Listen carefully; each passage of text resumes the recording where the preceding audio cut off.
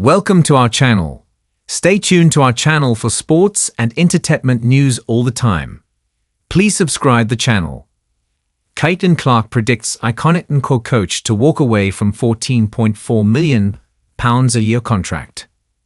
Caitlin Clark has weighed in on the future of UConn head coach Geno Auriemma following the Huskies' 2025 NCAA women's basketball tournament win over South Carolina. Caitlin Clark has suggested that UConn head coach Geno Auriemma may retire after one more season with Azzi Fudd, following the Huskies' national championship victory. On Sunday, UConn clinched an 82-59 victory over reigning champions South Carolina, securing the NCAA title for the first time in 9 years. Fudd and Sarah Strong were the standout performers, each netting 24 points, with the freshman also contributing 15 rebounds and 5 assists. The pair, who are both set to remain at UConn next season, became only the 5th and 6th UConn players to score 20 or more points in a national championship game.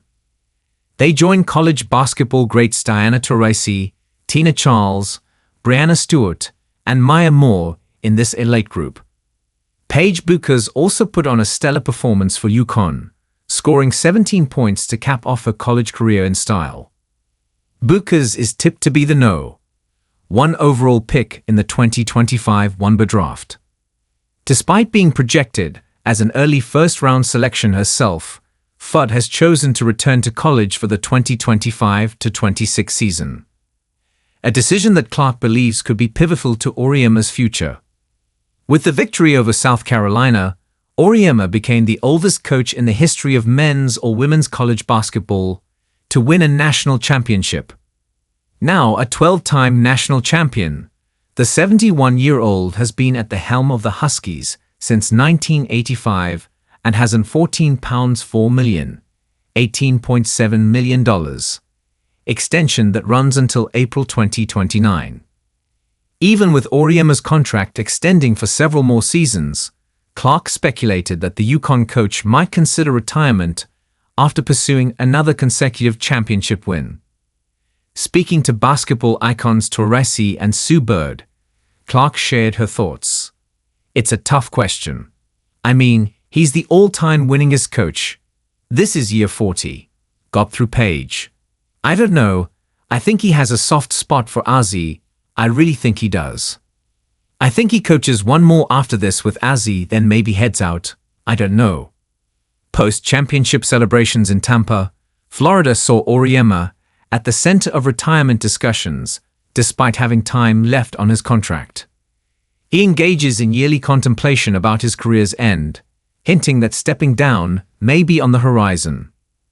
Reflecting on his career and the possibility of retirement after clinching his 12th national title, Auriemma remarked, "Well, all those other coaches had the good sense to not stick around until they were 71.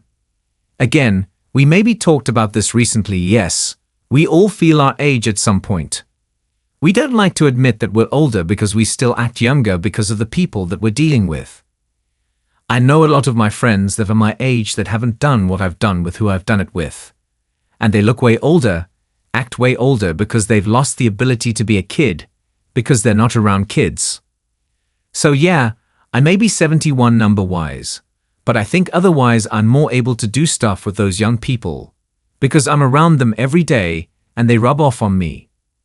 Does that mean I can do this for another X number of years? No, because, wine is good for you too, and if you're around it all the time, after a while you wake up and you go, that was really bad. I had too much fun. So these kids are fun.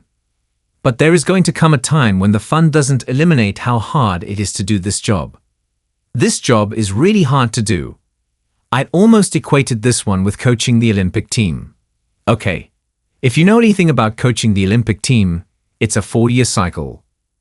You've got to win a world championship first, and then you've got to win a gold medal, and it takes 4 years for that whole thing to evolve. And if I were to tell you the number of people who work every day, not just in Colorado Springs, to win a gold medal, that you feel like if you don't win it, they have to wait 4 more years to have that opportunity. The incredible amount of pressure and obligation that you have. And my job has become that at UConn, that it's more of an obligation to do what they expect me to do, as opposed to any fame and fortune that's going to come my way. Although my ad doesn't know that yet.